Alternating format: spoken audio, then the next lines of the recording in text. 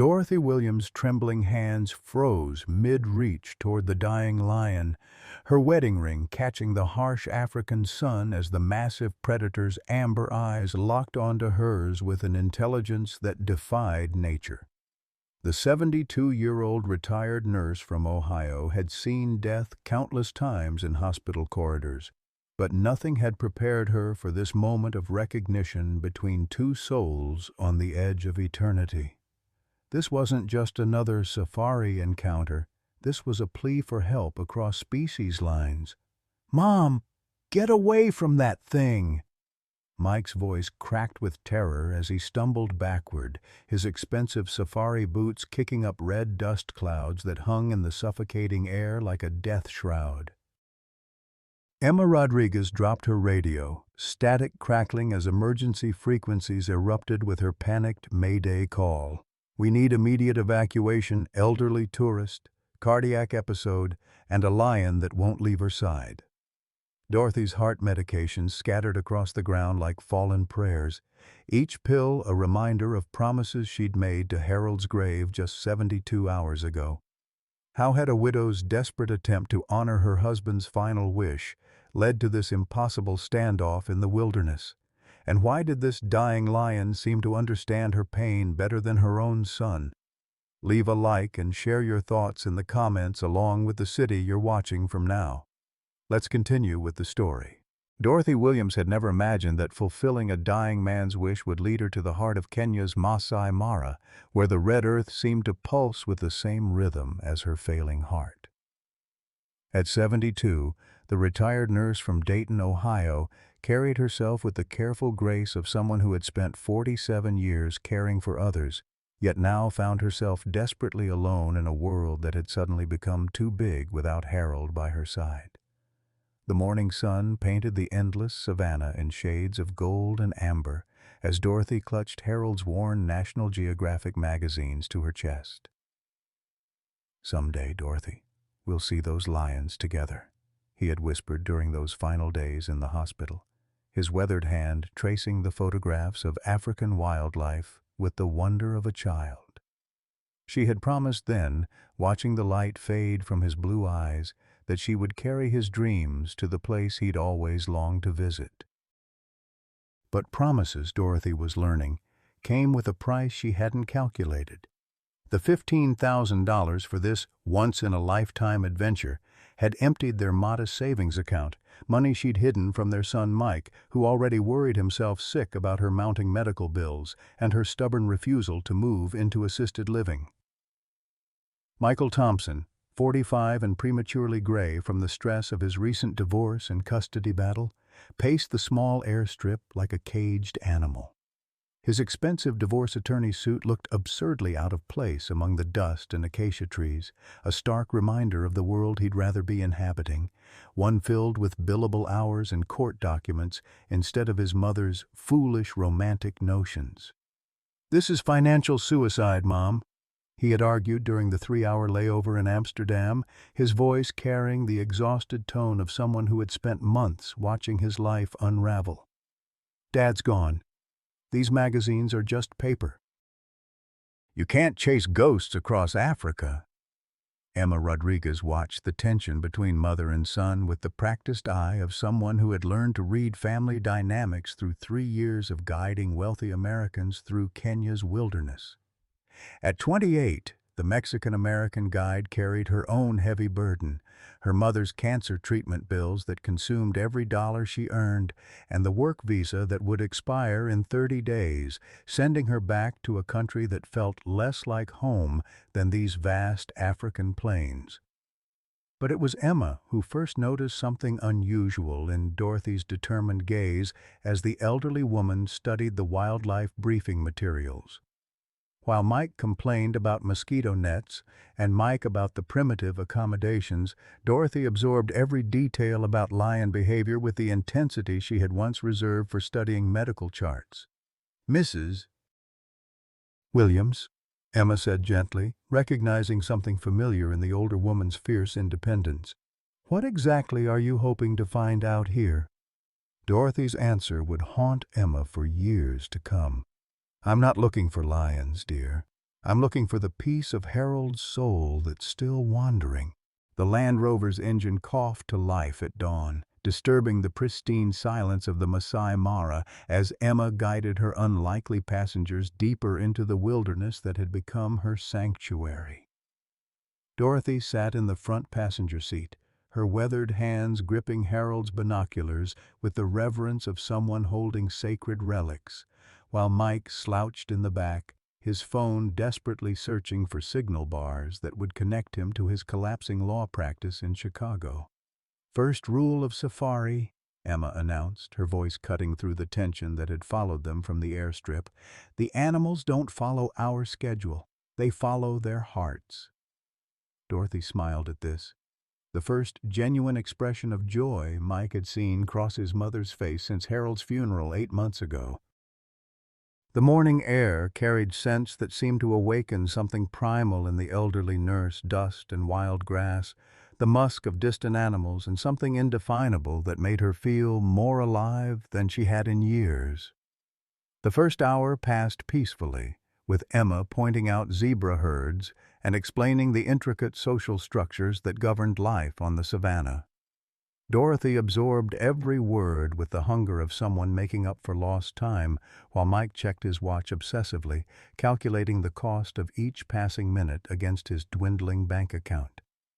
It was Dorothy who spotted the lion first. "Stop," she whispered, her voice carrying an urgency that made Emma break immediately. "There, under that acacia tree." The massive male lay alone in the sparse shade, his once magnificent mane matted and dull, his powerful frame reduced to skin stretched over prominent ribs. Even from 50 yards away they could see his labored breathing, the way his amber eyes tracked their vehicle with an intelligence that seemed almost human. "He separated from his pride," Emma explained quietly, her professional demeanor masking the concern in her voice. "Male lions who can't keep up with the group, they usually come here to die." The words hit Dorothy like a physical blow, and Mike watched his mother's face crumple with recognition. This wasn't just any lion. This was Harold in his final days, alone in the hospital room when visiting hours ended, fighting a battle he could never win. "How long?" Dorothy asked, her voice barely audible. Emma consulted her radio, speaking in rapid Swahili with Samuel Olmayo, their Maasai tracker who had been monitoring the area. The conversation was brief but grave. "Samuel says 5 days," Emma translated. 5 days without food, maybe 2 without water. In this heat." She didn't need to finish the sentence. Mike felt his patience finally snap. "Mom, it's nature, circle of life and all that. Can we please move on to the healthy animals you actually want to see?" But Dorothy was already opening the vehicle door, her movements deliberate despite Mike's sharp protests. She stood in the red dust, Harold's binoculars around her neck, and stared at the dying lion with the same expression she had worn during Harold's final moments, a mixture of helplessness and fierce determination. "He looks like Harold did," she said simply, tears cutting tracks through the dust on her weathered cheeks. Proud, even when everything was falling apart. The lion's head lifted slightly at the sound of her voice, those amber eyes focusing on her with startling clarity. For a moment that stretched into eternity, woman and beast regarded each other across the vast divide of species, age, and circumstance, finding something neither expected: recognition. "Dorothy," Emma said gently, using her first name for the first time, "we should keep our distance. Even dying lions are dangerous." But Dorothy took another step forward, then another, until she was close enough to see the intelligence in those fading eyes, the dignity that suffering hadn't managed to steal. She reached into her canvas bag and pulled out a water bottle, the same kind she had used to help Harold sip during his final days. "Mom, what are you doing?" Mike's voice climbed an octave, panic replacing irritation.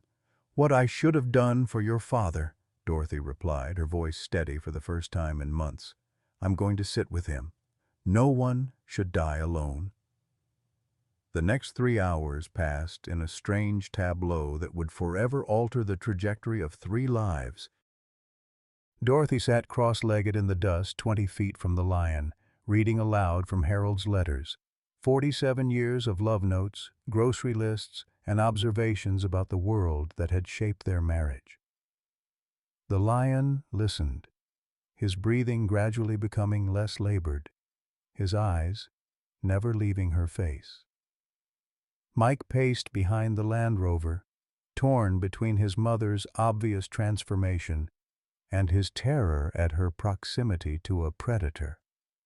Emma found herself documenting the scene with her camera, knowing she was witnessing something that transcended her 3 years of professional experience. As the afternoon heat reached its brutal peak, Dorothy made a decision that would change everything. She opened her small medical kit, the one she had carried through 4 decades of nursing, and removed a bottle of heart medication. "Mom, you need those pills," Mike protested, recognizing the container. "Harold always said sharing was caring," Dorothy replied, crushing 2 tablets into her water bottle. She approached the lion slowly, her movements telegraphing peace rather than threat, and poured the medicated water into a shallow depression in the red earth. The lion struggled to his feet, swayed momentarily, then lowered his massive head to drink. As he did, Dorothy's own heart seemed to settle into a rhythm she hadn't felt since Harold's death. Purposeful, connected, alive. "Mrs. Williams," Emma said carefully, "what you're doing, it's not standard procedure." Dorothy turned to face the young woman, and Emma saw something in her eyes that reminded her of her own grandmother, who had crossed the border from Mexico with nothing but determination and love for her family. "Honey," Dorothy said, "at my age, standard procedure is sitting in a chair waiting to die. I promised Harold I'd live boldly. This feels pretty bold to me." As if responding to her words, the lion lifted his head and made a sound, not quite a roar, more like a rumble of acknowledgement. The sound seemed to travel through the ground and into Dorothy's bones, connecting her to something primal and profound. Mike watched his mother's face transform in that moment, saw her shed years of grief and uncertainty.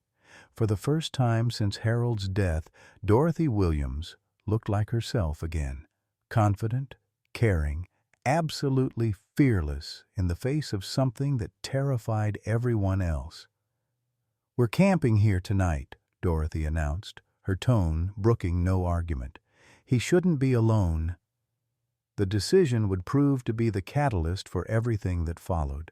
The moment when 3 strangers became family, when a dying lion became a bridge between worlds, and when Dorothy Williams stopped running from Harold's death and started running toward the life he had always wanted her to live.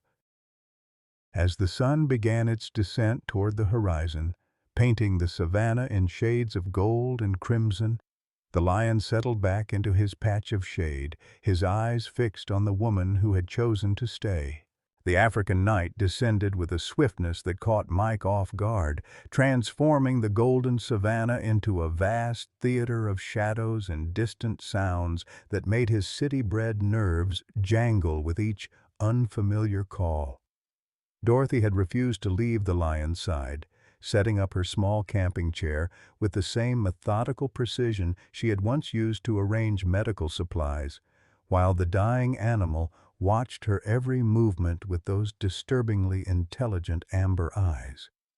"Mom, this is insane," Mike whispered for the 20th time, his voice barely audible over the crackling campfire Emma had built with practiced efficiency. "You're sitting 20 feet from a predator that could kill you without breaking a sweat." Dorothy didn't look away from the lion as she responded, her voice carrying a calmness that reminded Mike painfully of his father. "Michael, that lion couldn't hurt a butterfly right now. Look at him. Really look. He's not a predator anymore. He's just a soul getting ready to cross over." Emma watched the family dynamic unfold while monitoring her radio for weather updates, recognizing the pattern she had seen in dozens of other American families. The adult child, desperately trying to control circumstances beyond anyone's control, the elderly parent finally asserting independence that a lifetime of responsibility had postponed. But something about Dorothy's connection to the lion felt different, more profound than the typical tourist's romantic notions about African wildlife. As if sensing the scrutiny, the lion struggled to his feet and took 3 labored steps closer to Dorothy's chair. Mike's hand instinctively moved toward the emergency flare gun Emma had provided, but Dorothy simply reached into her bag and pulled out another water bottle. "Easy, sweetheart," she murmured, using the same tone she had once reserved for frightened patients in the emergency room. "I know you're thirsty." The lion approached the water she poured, his massive head now less than 10 feet from where Dorothy sat. As he drank, she began talking to him in the soft, continuous stream of conversation that had once comforted Harold during his sleepless nights. "Harold would have loved you," she said, her weathered hands folding in her lap. "He always said animals were better judges of character than most people. You can tell a person's heart by how animals react to them." Mike felt something twist in his chest at the mention of his father, a mixture of grief and guilt that had become his constant companion since the funeral. Harold Thompson had been the kind of man who fed stray cats in winter and stopped to help stranded motorists, while Mike had spent the last decade teaching himself to see kindness as weakness, compassion as liability. "Your father?" Emma said quietly, settling beside Mike on a fallen log. "What was he like?"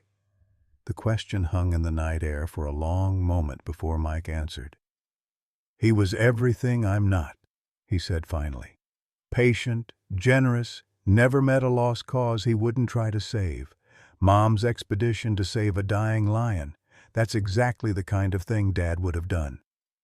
As if responding to their conversation, Dorothy began reading aloud from one of Harold's letters, her voice carrying across the small clearing like a benediction. The letter was from their early marriage, full of dreams about seeing the world together, promises to visit every continent before they were too old to travel. "My darling Dorothy," she read, "someday we'll sit under an African sky and count the stars like we used to count the minutes until I could come home to you. We'll see lions and elephants and all the magnificent creatures that prove God still believes in miracles."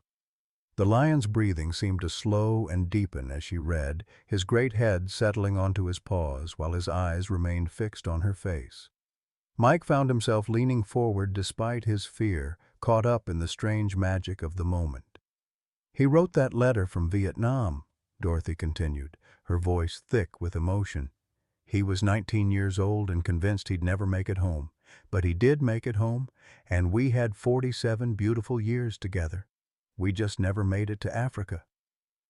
Emma felt her own eyes burning with unshed tears, thinking of her father who had died in a construction accident when she was 10, all his promises about the places they would visit together, forever unfulfilled. She understood now why Dorothy's journey felt so urgent, so necessary despite its apparent futility. The turning point came at midnight when Dorothy's careful composure finally cracked. She had been sharing water with the lion for hours, crushing her heart medication into each bottle despite Mike's increasingly frantic protests about her own health. But as she reached for another pill, her hands began to shake violently, and she gasped as pain shot through her chest like lightning. "Mom!" Mike lunged forward as Dorothy doubled over in her chair, her face pale in the firelight. The lion's head snapped up, alert despite his weakness, as if sensing the shift in the woman who had shown him such unexpected kindness. Emma was on her radio immediately, calling for emergency medical evacuation while Mike caught his mother as she nearly fell from her chair. "Mom, talk to me. What's happening?" Just a little chest pain," Dorothy whispered. But Mike could see the terror in her eyes, the same look she had worn during Harold's final heart attack. "I'm fine. Don't make a fuss." but she wasn't fine, and they all knew it. As Mike held his mother's trembling form, checking her pulse with the basic first aid training he had learned years ago, the lion made a sound that was part growl, part moan, a sound of distress that seemed to mirror Dorothy's pain. "The medication," Emma said suddenly, pieces of a puzzle clicking together in her mind. "Mrs. Williams, how long have you been sharing your heart pills with the lion?" Dorothy's laugh was weak but defiant. "Since this afternoon. Harold always said if you have enough to share, you have enough." Mike felt his world tilt on its axis. His mother had been literally giving away her life-sustaining medication to keep a dying animal comfortable.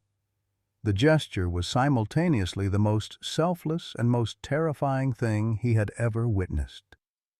"Mom, you could die out here," he said, his voice breaking. "I can't lose you too." "I can't." Dorothy reached up with trembling fingers to touch her son's face, seeing him clearly for the first time in months.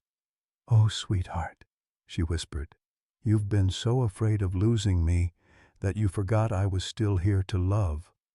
The radio crackled with Emma's urgent Spanish as she coordinated with emergency services, but her efforts were complicated by their remote location and the late hour. The nearest medical facility was a 3-hour drive over rough terrain, and Dorothy's condition was deteriorating rapidly. As if sensing the gravity of the situation, the lion struggled to his feet and approached Dorothy's chair. Mike tensed, ready to defend his mother, but the massive animal simply settled beside her chair, his warm bulk creating a windbreak against the cool night air. "He knows," Dorothy said wonderingly, her pain momentarily forgotten. "He knows I'm in trouble." Emma ended her radio call with grim news. "The earliest we can get medical evacuation is dawn. We need to keep you stable until then."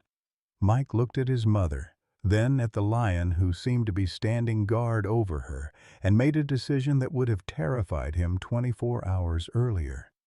"Then we wait together," he said simply. "All of us." As the night deepened around them, an unlikely vigil began. Mike monitored his mother's vital signs while Emma maintained radio contact with medical services. But it was the lion who seemed to provide the most comfort, his steady presence and watchful eyes offering a kind of companionship that transcended species. Dorothy drifted in and out of consciousness, but each time she woke, the lion was there, his amber eyes reflecting the firelight like ancient wisdom. In her lucid moments, she continued to read Harold's letters, her voice growing weaker but her determination never wavering. "Promise me something, Michael," she whispered during one of these moments. "Promise me that if I don't make it through the night, you won't abandon him. He needs someone to witness his courage." Mike couldn't speak past the lump in his throat, but he nodded, understanding for the first time that his mother's journey to Africa hadn't been about fulfilling Harold's dream. It had been about teaching her son how to love without fear of loss. Dawn broke over the Masai Mara with a gentleness that seemed to mock the crisis unfolding in their small camp. Dorothy had survived the night, but barely, her breathing shallow and irregular, her skin pale and clammy despite the warming air.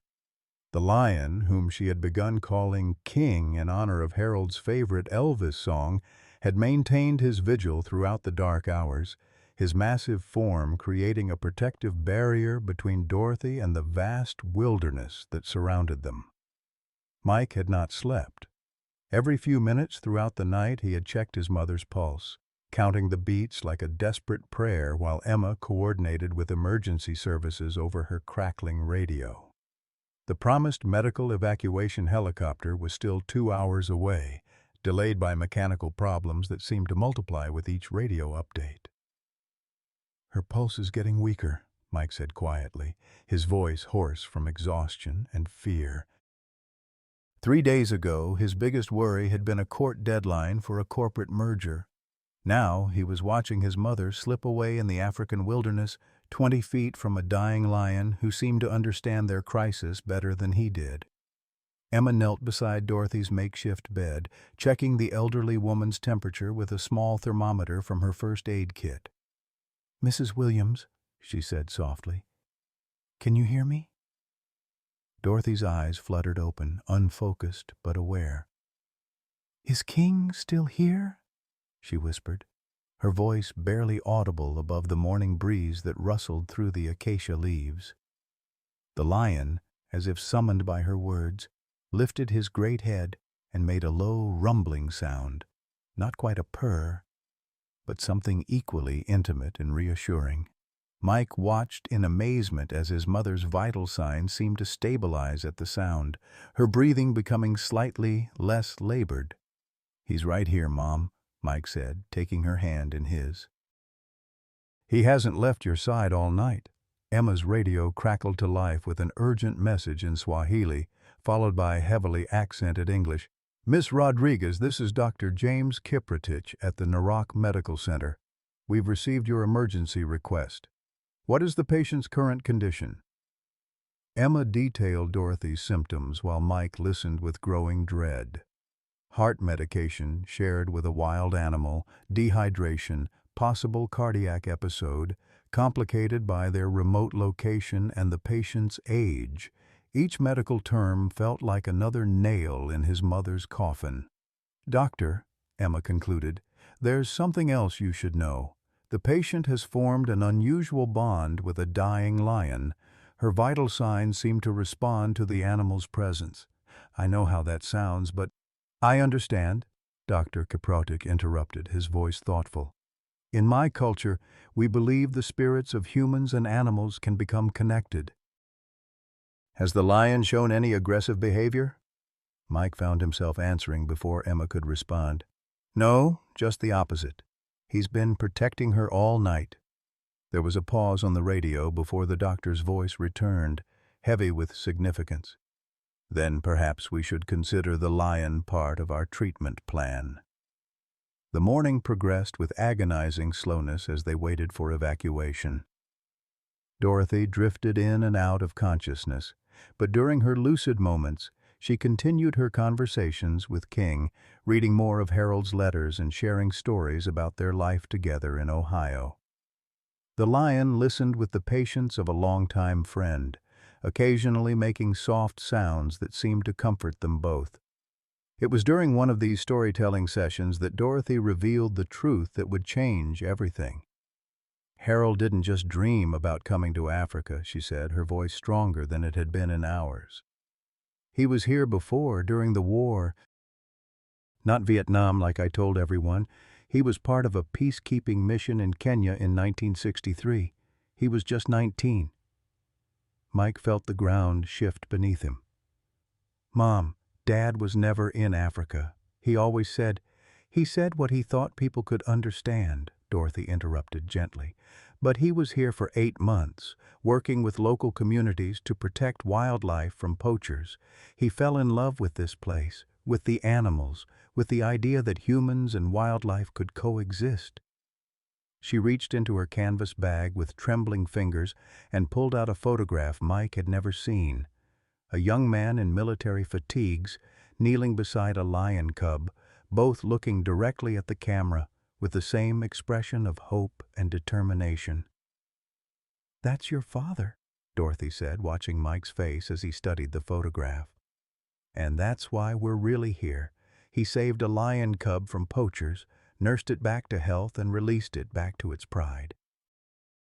He always said it was the most important thing he ever did, besides marrying me." Emma looked at the photograph over Mike's shoulder, her breath catching as she recognized something in the young soldier's eyes, the same mixture of compassion and determination she saw in Dorothy's face when she looked at King. "The cub in the photo," Emma said slowly. "It would be old now, maybe 12 or 13 years, about the age of a male lion who's lost his pride status." The implications hung in the air like morning mist, too incredible to voice, but too powerful to ignore. King lifted his head as if sensing their scrutiny, his amber eyes reflecting intelligence that seemed to span decades. "You think this could be the same lion?" Mike asked, his lawyer's mind rejecting the coincidence even as his heart embraced its possibility. "In Maasai culture," Emma said carefully, "we believe that souls can recognize each other across time and circumstance. The fact that your mother was drawn to this particular lion in this specific place." Dorothy's hand found King's massive paw, her fingers tracing the old scars that marked his hide like a road map of survival. "Harold always said he'd find a way back here," she whispered. "He promised me we'd return together someday."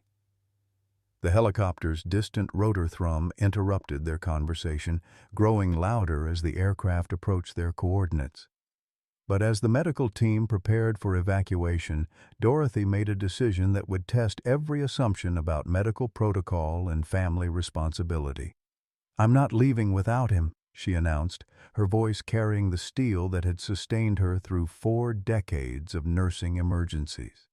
"King comes with us, or I don't go." Dr. Kipratish, who had arrived with the medical team, knelt beside Dorothy's stretcher and studied both patient and lion with professional curiosity. A tall, dignified man in his 50s with gentle eyes and capable hands, he had seen enough unusual cases in his 30 years of practice to approach the situation with open-minded pragmatism.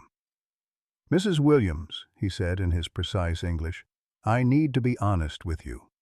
Transporting a wild lion requires permits, veterinary clearance, and facilities we don't have readily available. It would be extremely complicated." "Then we'll figure out how to uncomplicate it," Mike heard himself saying, surprising everyone, including himself. "My mother's right. They need each other." Emma watched the family dynamic shift in real time as Mike transformed from reluctant observer to active advocate. The successful attorney who had spent the previous day complaining about cost and inconvenience was now prepared to move mountains for a dying lion because his mother believed it mattered. Dr. Kiprotic made a series of phone calls while his medical team stabilized Dorothy for transport. The conversations were conducted in a mixture of English and Swahili, involving wildlife authorities, veterinary specialists, and what sounded like increasingly creative interpretations of emergency medical protocols. "There is a possibility," he announced finally. "The Kenya Wildlife Service has a rehabilitation facility near Narok. If the lion can be classified as a medical case requiring intervention, and if he shows no aggressive behavior toward humans, we might be able to arrange concurrent treatment." King, as if understanding the importance of the moment, struggled to his feet and approached Dr. Kiprotich slowly, his movements telegraphing peaceful intentions. The doctor remained perfectly still as the massive animal sniffed his extended hand, then sat heavily beside Dorothy's stretcher. "Remarkable," Dr. Kiprotich murmured. "In 30 years of practice, I have never seen anything quite like this bond." The logistics of evacuating both patients proved complex, but not impossible. King was fitted with a mild sedative and a muzzle, more for legal requirements than safety concerns, while Dorothy was prepared for helicopter transport. Throughout the process, both patients remained calm as long as they could see each other, but became agitated whenever separated. As the helicopter lifted off from the red dust of the Masai Mara, Mike found himself holding his mother's hand on one side while monitoring a sedated lion on the other. The absurdity of the situation wasn't lost on him, but neither was its profound rightness. For the first time since Harold's death, his mother looked peaceful, her breathing steady, and her color improved. Emma rode in the helicopter's jump seat, coordinating with ground teams at their destination while documenting what was rapidly becoming the most unusual rescue operation in Kenya Wildlife Service history. Her radio chattered with updates from veterinary specialists, wildlife officials, and medical personnel, all scrambling to accommodate a situation that defied standard protocols. "Dorothy," Emma said during a brief lull in radio traffic, "I need to ask you something. What happens after today? If King recovers, He can't live with you in Ohio." Dorothy's smile was radiant despite her exhaustion. "Harold always said the best gifts are the ones you give away," she replied. "I'm not trying to keep King forever. I'm just trying to make sure he doesn't die alone, the way Harold did." Mike felt tears he didn't know he was holding back finally overflow. His mother hadn't been trying to replace Harold with a wild animal. She had been trying to honor his memory by showing the same compassion he had demonstrated 50 years earlier with another lion in need. As the helicopter approached Narok Medical Center, where a team of doctors and veterinarians waited to receive their unusual patients, Mike realized that his mother's foolish adventure had become something else entirely, a bridge between past and present, a lesson in love that transcended species and circumstance, and a reminder that the most important promises are often the ones that seem impossible to keep. The aircraft touched down in a swirl of red dust and rotor wash, but neither Dorothy nor King seemed disturbed by the chaos. They had found something in the African wilderness that neither had expected, not just healing but hope.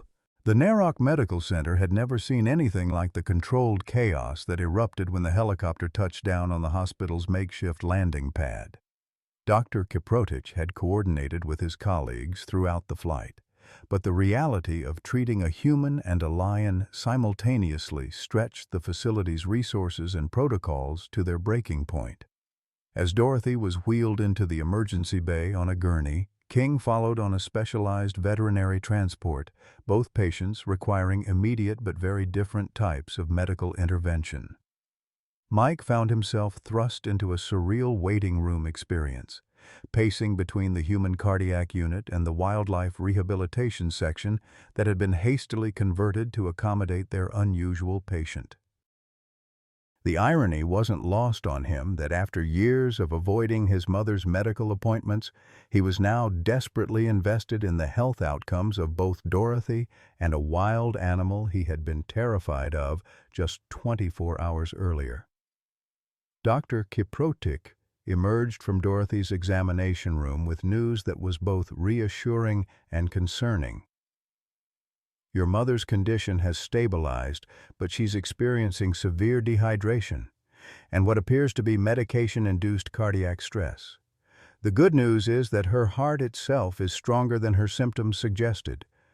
The concerning news is that she's been systematically underdosing herself to share medication with the lion." "How is that even possible?" Mike asked, running his hands through his hair in frustration. "She's a trained nurse. She knows better." "Sometimes," Dr. Kiprotich said gently, "knowledge and wisdom are two different things. Your mother made a choice to prioritize compassion over self-preservation. Whether that was wise or foolish depends on your perspective." Emma, who had been coordinating with the veterinary team, joined their conversation with an update that would change everything they thought they knew about King's condition. The wildlife vet, Dr. Sarah Mwangi, found something unexpected during King's examination. "He's not dying of old age or natural causes. He's been poisoned." The revelation hit Mike like a physical blow. Poisoned? By who? "Likely by local herders trying to protect their livestock," Dr. Mwangi explained as she approached their group, still wearing surgical gloves stained with evidence of her emergency intervention. "It's a common but tragic practice. They put poison in carcasses to kill predators, not realizing that it causes a slow, agonizing death rather than a quick one." Mike felt his world shift again as the implications became clear. So King wasn't dying naturally. He was murdered. "The poison used is the same compound that can cause cardiac symptoms in humans," Dr. Kiprotich added, his voice heavy with significance. "If your mother had continued sharing her heart medication with King, the combination could have created a perfect antidote for both the poisoning and her own medication imbalance." Emma stared at the two doctors in disbelief. "You're saying Dorothy was actually treating King's poisoning without realizing it?" "More than that," Dr. Mwangi said. The specific cardiac medication she was sharing contains compounds that neutralize the poison while stabilizing heart function. It's as if she instinctively knew exactly what he needed. Mike sank into a plastic waiting room chair, overwhelmed by the convergence of coincidences that suddenly seemed like anything but coincidence.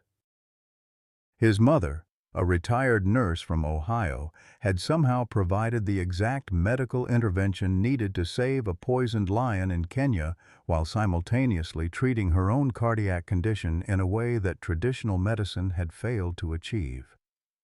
The next several hours unfolded like a carefully choreographed medical dance, with Dorothy and King receiving parallel treatments that seemed to benefit both patients. Dorothy received IV fluids and a carefully calibrated dose of her heart medication, while King was given activated charcoal to absorb remaining toxins and a synthetic version of the same cardiac compounds Dorothy had been sharing. But it was the psychological component of their recovery that proved most remarkable. Separated by medical necessity, both patients showed signs of distress that improved dramatically when they were allowed visual contact. Dr. Kiprotic eventually authorized moving Dorothy's hospital bed to a position where she could see King through a large window separating the human and veterinary treatment areas. "This is highly irregular," Dr. Kiprotic admitted to Mike as they watched Dorothy's heart monitor show steady improvement whenever King was visible. "But I cannot argue with results. Whatever bond exists between your mother and that lion, it appears to be genuinely therapeutic for both of them." Emma had been documenting the entire experience with her camera, initially for insurance and liability purposes, but increasingly because she recognized she was witnessing something extraordinary. The photographs she captured, Dorothy's weathered hand pressed against the glass, while King's massive paw mirrored the gesture on the other side, would eventually become symbols of interspecies connection that transcended scientific explanation. As Dorothy's strength returned, she began sharing more details about Harold's time in Kenya, stories she had kept private for 50 years out of respect for his modesty about his military service. Harold Thompson had not been a combat soldier, she revealed, but part of a small unit assigned to protect wildlife reserves from increasingly sophisticated poaching operations. He never talked about the violence, Dorothy explained to Dr. Kiprotich during one of his evening rounds, but he talked about the animals constantly. He said they taught him more about courage and loyalty than any human ever had. Dr. Kiprotich, whose own father had been a wildlife ranger, understood the profound impact that close contact with African wildlife could have on young soldiers far from home. "Your husband sounds like a remarkable man. I think he would be proud of what you've accomplished here." "I hope so," Dorothy said, her eyes never leaving King, who had been moved to an outdoor enclosure where she could see him more easily. "I just wanted to honor his memory by doing something he would have done."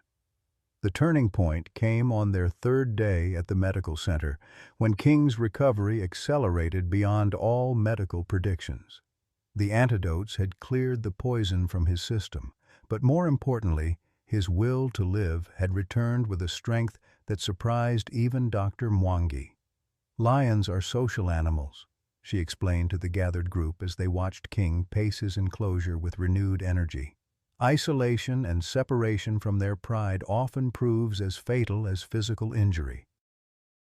But King has found a new kind of pack connection that seems to be sustaining him." Mike watched his mother's face light up as King demonstrated his returning strength and realized that her recovery was following a similar trajectory. The woman who had seemed fragile and lost since Harold's death was displaying the vitality and purpose that had defined her nursing career. But their success story was complicated by practical realities that no amount of medical intervention could solve. King was healthy enough to be released, but he couldn't return to his original pride, which had likely moved on without him.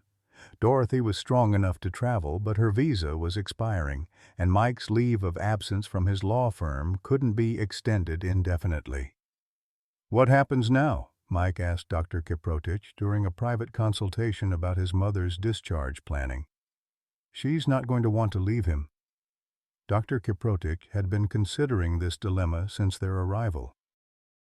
There might be a solution that would benefit everyone involved. The Kenya Wildlife Service has been looking for donors to support a new rehabilitation program for lions who can't be returned to the wild. King would be an ideal candidate for their education and breeding program. The proposal was both ambitious and complex. Dorothy could establish a foundation in Harold's memory to support the rehabilitation center, providing ongoing funding, while King served as an ambassador for wildlife conservation. She could split her time between Ohio and Kenya, ensuring King's care while maintaining her connections to family and medical support in the United States. It would mean significant lifestyle changes, Dr. Kiprotich warned. Your mother would need to maintain medical monitoring in both countries, and the foundation would require substantial financial commitment. Mike found himself considering the proposal with the same analytical skills he applied to complex corporate negotiations. But for the first time in years, his calculations included factors beyond profit and loss. His mother's happiness, King's welfare, and his own growing understanding of what really mattered in life all entered into his evaluation. "She'd never be satisfied with anything less," he said finally. "And honestly, neither would I." Emma, who had been quietly absorbing the conversation, spoke up with information that would prove crucial to their planning. "There's something else you should know. The story of Dorothy and King has already attracted international attention. The photographs and video I've documented have been shared by wildlife organizations around the world. There are people offering to support whatever comes next." The viral nature of their story had transformed a personal journey into a global phenomenon, with donations and offers of assistance pouring in from strangers who had been moved by the image of an elderly American woman saving a poisoned lion through sheer determination and cross-species compassion. As their week at the medical center drew to a close, the impossible had become inevitable. Dorothy Williams, who had come to Kenya to scatter her husband's ashes and honor his memory, had instead found a new purpose that would redefine the rest of her life. King, who had been dying alone and forgotten, had become the center of an international conservation effort that would protect dozens of other animals. But the most profound transformation belonged to Mike, who had discovered that his mother's foolish romantic notions were actually expressions of wisdom he was only beginning to understand. Love, he was learning, wasn't something to be rationed and protected.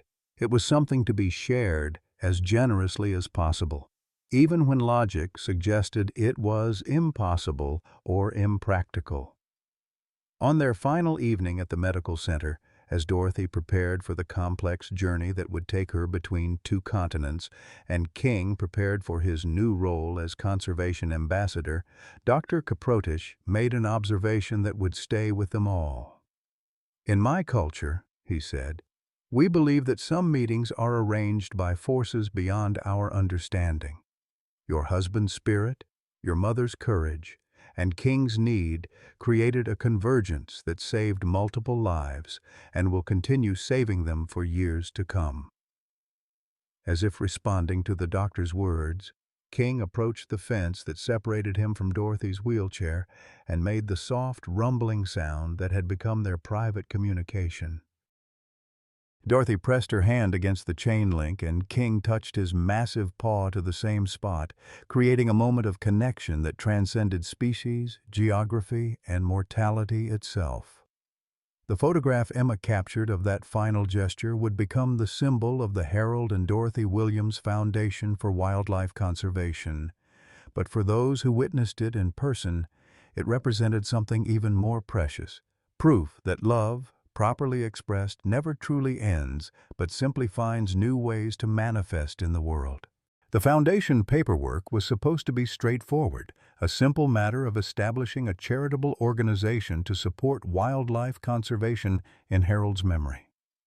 But as Mike sat in the cramped office of a Nairobi attorney 3 weeks after leaving the medical center, reviewing documents that would legally bind his family to a lifetime commitment in Kenya, he felt the weight of unintended consequences settling over him like African dust. Dorothy had returned to Ohio to settle her affairs and liquidate assets that would fund the Harold Williams Conservation Foundation, but her absence had triggered an unexpected crisis. King, who had been thriving in his temporary enclosure at the rehabilitation center, had stopped eating the day after Dorothy's departure. Dr. Mwangi's daily reports painted an increasingly grim picture of an animal in psychological decline despite perfect physical health. "He's grieving," Emma explained during one of her regular video calls with Mike, who had remained in Kenya to handle the legal complexities of international wildlife adoption. Lions form powerful emotional bonds, and King clearly sees Dorothy as family now. Mike stared at his laptop screen, watching security camera footage of King pacing his enclosure with the restless energy of a creature searching for something that couldn't be found. The irony was crushing. They had saved King's life only to discover that his emotional survival depended on a 72-year-old woman who lived 8,000 miles away. "How long can he survive like this?" Mike asked, though he dreaded the answer. Emma's expression was grave. "Dr. Mwangi thinks maybe 2 weeks before his health starts deteriorating again." Lions who refuse to eat eventually develop organ failure, regardless of the underlying cause. The call ended with Mike facing an impossible choice: push his mother to return to Kenya before she was ready, potentially jeopardizing her own health recovery, or watch King slowly die of heartbreak despite having all his physical needs met. Neither option felt like honoring Harold's memory or Dorothy's sacrifice. But it was Dorothy herself who provided the solution, arriving unannounced at Jomo Kenyatta International Airport on a Tuesday morning with 3 suitcases, her late husband's military records, and a determination that reminded Mike powerfully of his father's stubborn streak. "Mom, what are you doing here?" Mike asked as he found her in the arrivals terminal, looking impossibly small among the crowds of international travelers. "Doctor Patterson said you needed at least another month of cardiac monitoring before traveling." Dorothy's smile was radiant as she hugged her son, her color better than he had seen it since Harold's death. "Honey, some things are more important than medical protocols. King needs me, and I need him. Besides, Dr. Kiprotich has agreed to provide my ongoing care here in Kenya." The reunion between Dorothy and King became the stuff of legend at the rehabilitation center. King, who had been listless and unresponsive for 2 weeks, somehow sensed Dorothy's presence before she was even visible. His roars of recognition could be heard across the entire facility as Dorothy's taxi approached the main gate. When Dorothy finally appeared at his enclosure, King pressed his massive body against the fence with such force that the metal supports groaned under the pressure. Dorothy immediately sat in her familiar spot just outside the barrier and began the soft stream of conversation that had sustained them both through their medical crisis weeks earlier. "I missed you too, sweetheart," she said, her voice thick with emotion as King's rumbling purr vibrated through the fence. "I had to go take care of some business, but I'm back now. We're going to take care of each other, just like we promised." Dr. Mwangi, who had been documenting King's decline with growing concern, watched the transformation with professional amazement. Within hours of Dorothy's return, King was eating again, his energy restored and his social behaviors normalized. The medical implications were staggering. They had documented a case of interspecies emotional dependency that challenged fundamental assumptions about animal psychology. But Dorothy's return also intensified the practical challenges of their unusual arrangement. Her Ohio house was now sold, her possessions distributed among family members or shipped to Kenya, her entire life restructured around the needs of a wild animal who had somehow become the center of her existence.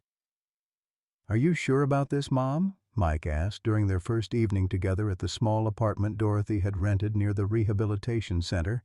"You've given up everything familiar, everyone you know. What if King lives for another 10 years? What if you get sick and need care you can't get here?"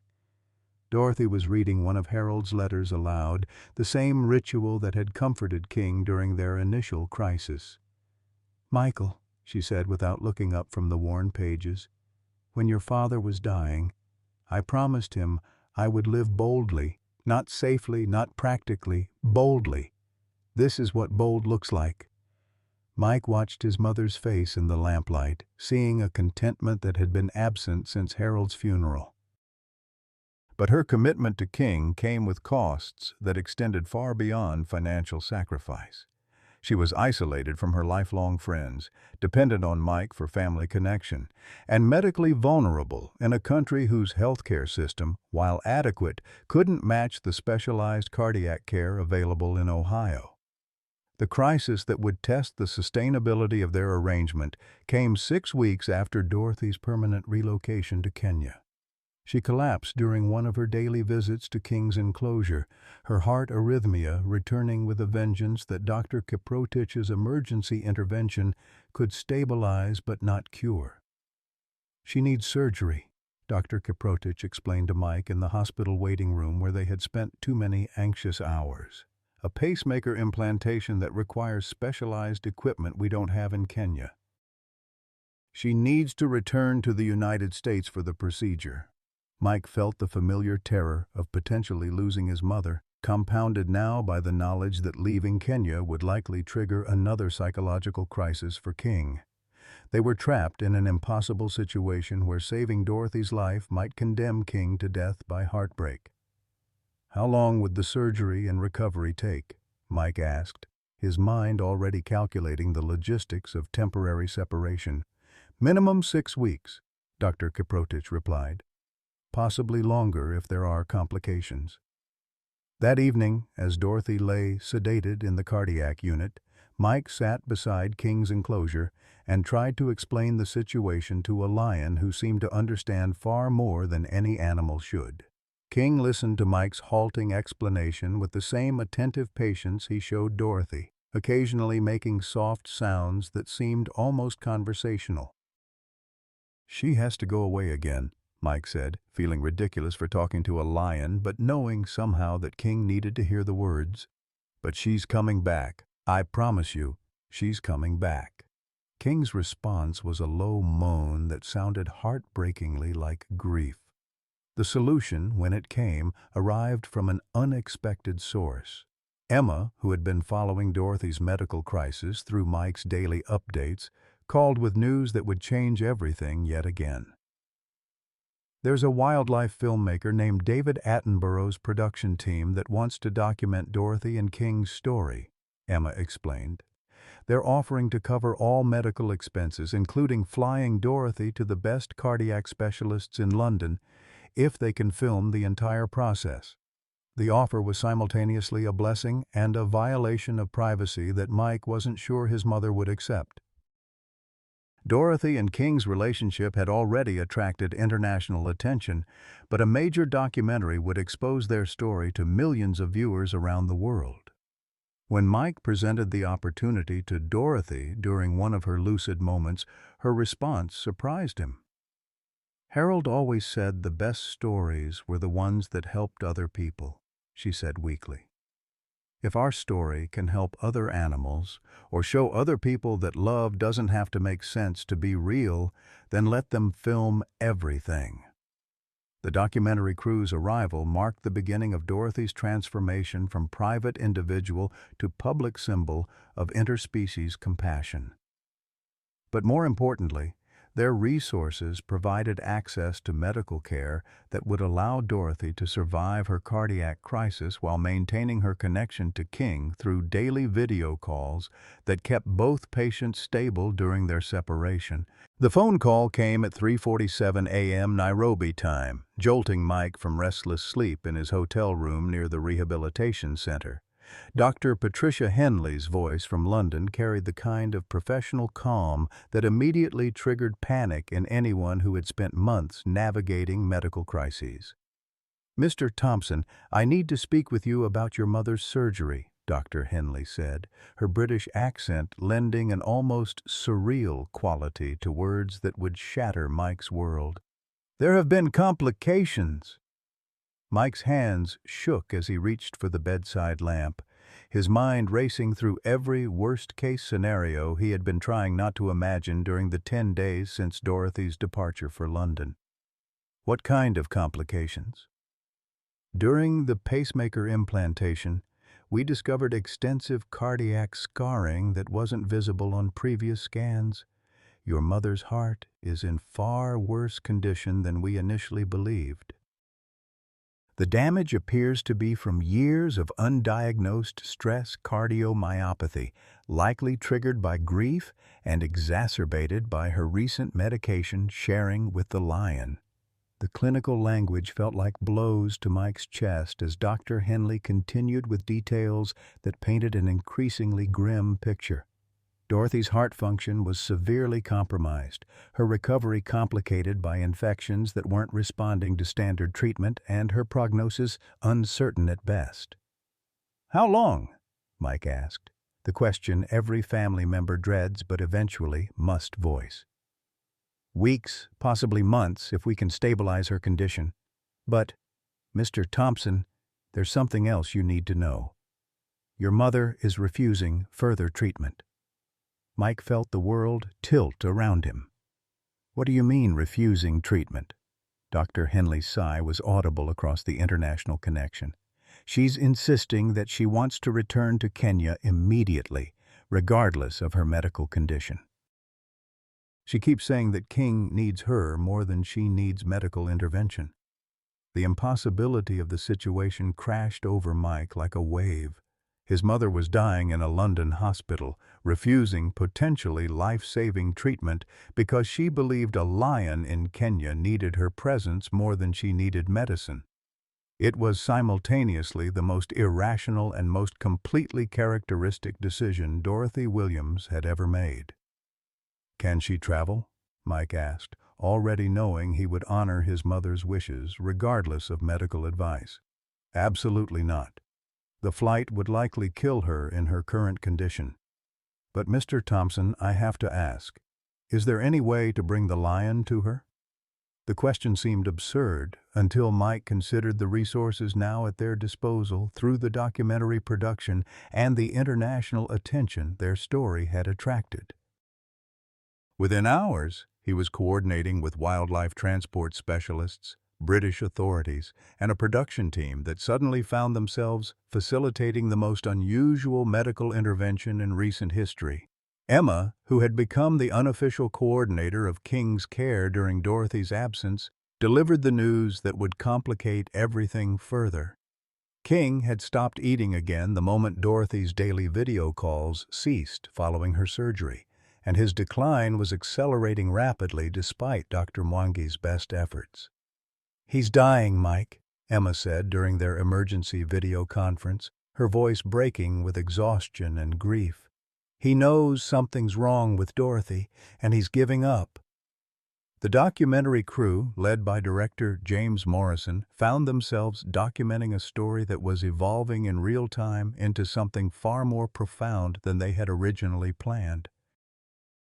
What had begun as a feel-good feature about interspecies friendship was becoming a meditation on love, sacrifice, and the lengths to which beings will go for those they consider family.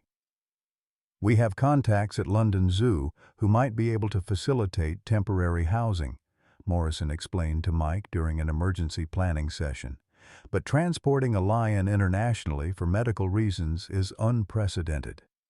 The paperwork alone could take months." Mike felt the crushing weight of time pressure as both Dorothy and King deteriorated simultaneously on different continents. His mother was refusing treatment in a London hospital, while the lion who had become her reason for living was wasting away in Kenya, and bureaucratic obstacles made reunion seem impossible. The breakthrough came from an unexpected source. Dr. Kiprotich, who had been consulting with colleagues around the world about Dorothy's condition, discovered that her cardiac symptoms were following a pattern identical to King's psychological decline. They're experiencing what I can only describe as synchronized grief, Dr. Kiprotich explained during a conference call that included medical specialists on 3 continents. I believe Dorothy's heart is failing not just from physical damage, but from emotional separation from King. Similarly, King's refusal to eat appears to be triggered by sensing Dorothy's distress across thousands of miles. The medical implications were staggering. If Dr. Kiprotich's theory was correct, Dorothy and King had developed a psychosomatic connection that transcended physical proximity, making their separation potentially fatal for both of them. There is one precedent for emergency wildlife transport on medical grounds, Dr. Morrison from the London Zoo revealed during their increasingly desperate planning sessions. If King can be classified as an emotional support animal essential to Dorothy's survival, we might be able to expedite the process. The legal and logistical challenges of bringing a wild lion to London as medical intervention tested every system involved, but Dorothy's condition provided the urgency needed to overcome bureaucratic obstacles. Within 72 hours of Dr. Henley's initial call, King was being loaded onto a specially equipped cargo plane for the journey that would either save both lives or witness their final moments together. Mike accompanied King on the flight, watching the sedated lion's vital signs while coordinating with medical teams on both ends of the journey. The irony wasn't lost on him that he was now risking everything to reunite his dying mother with a wild animal, driven by faith in a connection that science couldn't explain, but experience had proven real. As their plane descended toward London, Mike found himself praying to whatever forces had orchestrated Dorothy and King's initial meeting. 2 beings who should never have found each other were now depending on a reunion that defied every rational limitation, sustained only by love that had proven stronger than distance, medical crisis, and human understanding. The question that haunted Mike as they approached landing was whether love alone would be enough to overcome the physical damage that separation had inflicted on both Dorothy's heart and King's will to survive. The London Zoo's veterinary hospital had been transformed into something unprecedented, a medical facility equipped to treat both human and lion patients simultaneously. Dorothy lay in a specially configured hospital bed, her heart monitor beeping erratically as King was wheeled into the adjacent enclosure on a transport gurney, both of them unconscious from their respective medical crises. Dr. Henley stood beside Dorothy's bed, watching the monitors with the focused intensity of someone witnessing medical history. "Heart rate is stabilizing," she announced to the assembled team of doctors, veterinarians, and documentary cameras that had turned their reunion into a global event. "Blood pressure improving. This is remarkable." King stirred first, his massive head lifting slowly as the sedatives wore off and his amber eyes focused on the familiar figure lying just 10 feet away behind protective glass. The low rumble that emerged from his chest wasn't quite a purr, wasn't quite a growl. It was something entirely unique, a sound of recognition and relief that seemed to vibrate through the specialized facility. Dorothy's eyes fluttered open at the sound, her face immediately turning toward King with an expression of profound peace that Mike hadn't seen since Harold's death. "There's my boy," she whispered, her voice barely audible but carrying across the space with perfect clarity. "I told you I'd come back." The medical measurements that followed would challenge fundamental assumptions about the connection between emotional and physical health. Dorothy's heart rhythm stabilized within minutes of seeing King, her blood pressure normalized, and her oxygen saturation improved dramatically. King's vital signs showed similar improvement, his appetite returning immediately as he was offered food for the first time in weeks. It's impossible to deny the correlation, Dr. Henley admitted to the documentary cameras, her scientific training warring with the evidence before her eyes. Whatever bond exists between Mrs. Williams and that lion appears to have genuine physiological benefits for both of them. Mike sat between his mother's bed and King's enclosure, finally understanding what Harold had tried to teach him through 47 years of marriage to Dorothy Williams. Love wasn't a rational choice or a calculated decision. It was a force that transcended logic, geography, and species barriers, capable of sustaining life in ways that medicine alone could never achieve. "Mom," Mike said softly, taking Dorothy's hand while King watched from his enclosure, "I need to tell you something. I've been thinking about Dad's letters, about his time in Kenya, and I think I finally understand what he was trying to show you." Dorothy turned toward her son, her eyes bright with the clarity that had returned the moment she saw King. "What's that, sweetheart?" "Love isn't something you save for special occasions or ration out carefully," Mike said, his voice thick with emotion. "It's something you give as freely as possible, even when it seems impossible or impractical, especially then." Emma arrived from Kenya that evening, bringing news that would complete Dorothy's recovery in ways that medical intervention alone could never accomplish. The Harold and Dorothy Williams Foundation had received enough international donations to establish permanent facilities in both Kenya and England, ensuring that Dorothy and King could receive proper care while serving as ambassadors for wildlife conservation. "People around the world have been following your story," Emma explained, showing Dorothy photographs of children from dozens of countries holding signs supporting the foundation. "You've inspired conservation efforts on 6 continents." Harold's dream of protecting wildlife has grown beyond anything he could have imagined. Dr. Morrison from the documentary team approached Dorothy's bedside with footage that would become the Foundation's most powerful fundraising tool. Security camera video of King's behavior during Dorothy's absence, showing the lion sitting vigil at the spot where Dorothy usually appeared, waiting with the patience of someone who understood that promises were meant to be kept. "The world needs to see this kind of love," Dr. Morrison said gently. "Your story proves that compassion doesn't have to be practical to be powerful."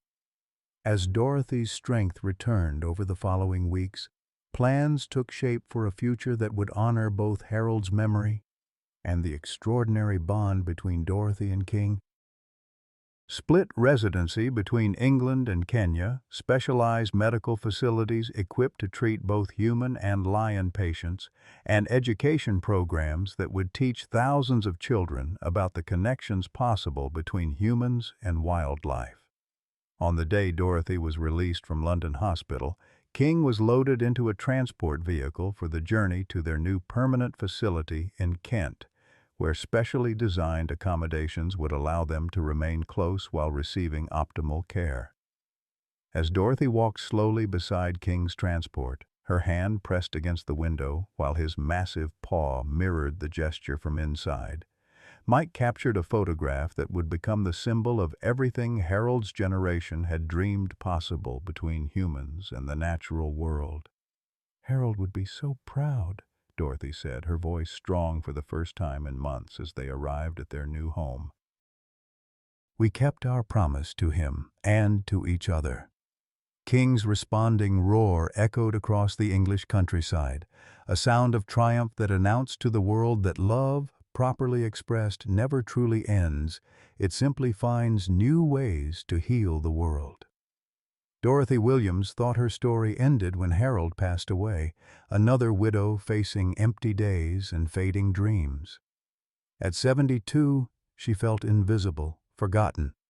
just another senior citizen waiting for time to pass. But sometimes life saves its most beautiful chapters for when we think the book is closing.